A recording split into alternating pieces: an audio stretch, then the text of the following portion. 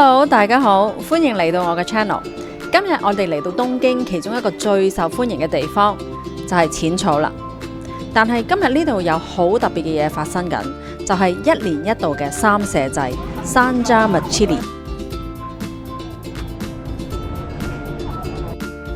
呢個祭典其實喺每年5月嘅第3個禮拜舉行嘅，通常都會星期五、星期六、星期日連續3日，地點就係喺淺草寺 Senjo ji 附近。咁大家又知唔知點解會搞呢個三社祭呢？三社祭其實係為咗紀念3位喺1300年前創立咗淺草寺嘅人，佢哋而家就係被供奉咗喺淺草神社裏面啦。而呢個祭典呢，就係為咗感謝佢哋同祈求好運嘅一個活動嚟嘅。咁我相信每個香港人嚟到都會去淺草寺啦。咁我唔知大家有冇見過呢個祭典呢？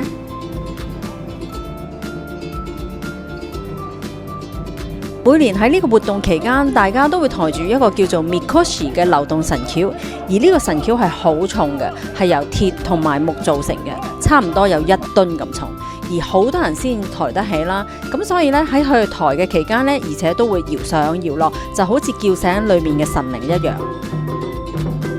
當日喺街上面好熱鬧，有音樂啦，有口號聲啦，每個人都會走上街上面咧玩呢個嘉年華，真係一個充滿傳統味道啦、宗教意義同埋社區氣氛嘅節日嚟嘅。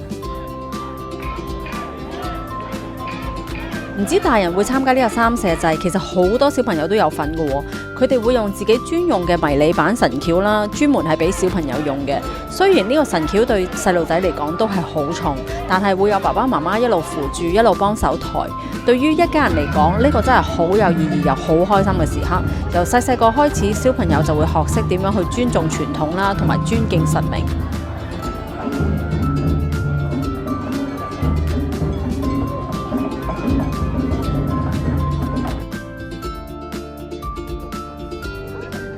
所有社區嘅人都會走出嚟幫手啦，都大家會出一分力。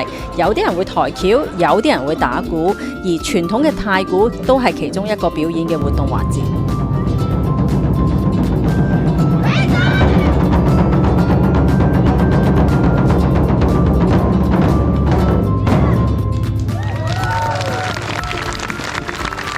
呢個三社祭唔單止係大人細路都想參加，連神馬都會走出嚟嘅喎。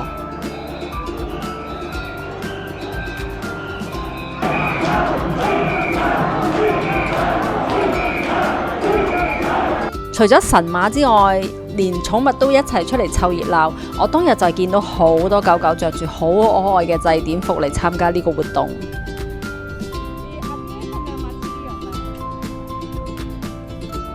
三社祭其實仲有一個好特別嘅昵稱，係叫做黑社會祭。點解呢？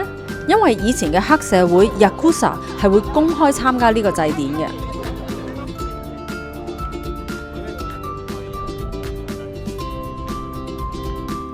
佢哋會一齊幫手抬神轎，成身冇着衫咁行出嚟，好明顯就係好想顯示佢哋身上成幅傳統嘅刺青，而呢啲刺青喺日文裏面就係叫做入墨。呢啲刺青一直都係 Yakuza 嘅象徵之一。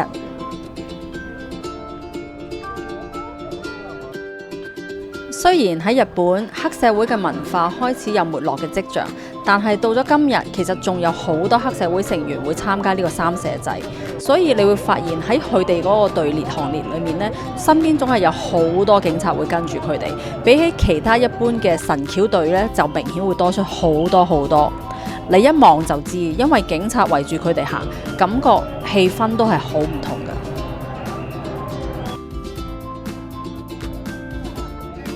但係正正就係因為咁，呢個祭典就變成咗一個融合咗傳統文化同埋危險氣氛嘅活動，而好似我哋呢啲平民呢，都會好好奇咁走嚟睇下佢哋，令到呢個三社祭呢成為一個日本最吸引、最特別嘅節日之一。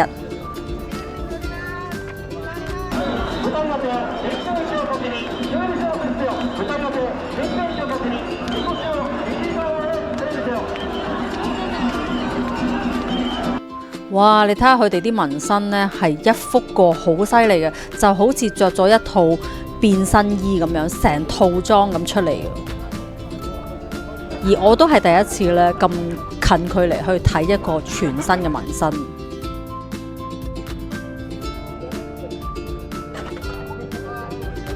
當日我都發現有唔少遊客，甚至係紋身師傅咧，都會專程走嚟三社祭，就係為咗睇呢一幕日本傳統紋身嘅文化。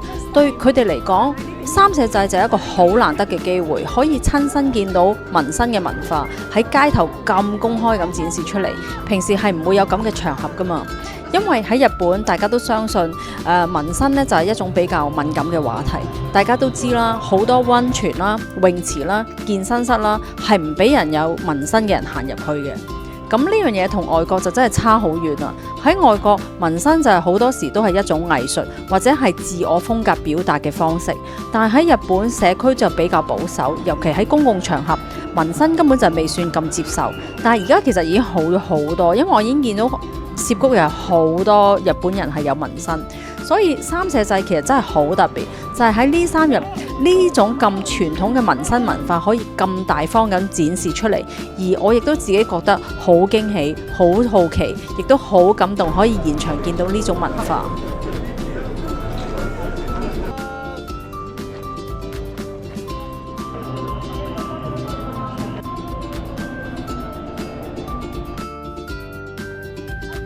話咁快，節日氣氛過後，一切又回復平靜。三社祭熱鬧氣氛一過呢，生活就好似好快咁回復平靜。最令我佩服嘅咧，就係即使有幾千人參加，周圍都係好乾淨整齊。基本上你喺街上面咧係見唔到有垃圾，因為每個人都會自覺清理，唔會留低污糟嘢喺公共地方。呢一點我係好欣賞日本嘅文化，大家都好有責任心，亦都好尊重呢個公共空間。等所有嘅祭典物品收拾好之後呢，你會見到所有參加嘅街坊啦、義工啦，甚至小朋友同父母呢，就會一齊坐低食嘢、飲啤酒、傾偈講笑。呢個時候就係屬於佢哋嘅放鬆時間，大家可以輕鬆咁回顧成個祭典啦，分享當中嘅辛苦啦或者開心嘅片段。咁其實三社祭唔止係一個傳統活動，亦都係一個人與人之間嘅連結。大家一齊努力完之後，就會更加珍惜一齊食飯、傾偈、坐低講笑，去分享大家呢種簡單幸福。所以如果下次你5月份有機會嚟日本，千祈唔好錯過呢個三社祭，係每年5月第3個週末舉行嘅，絕對係東京其中一個最熱鬧、最震撼人心嘅傳統慶典。無論你係為咗文化啦、熱鬧氣氛啦，定係純粹感受下日本地道嘅節日呢，都會留下一個好深刻嘅印象嘅。因為我參加完之後，我都覺得好開心、好難忘。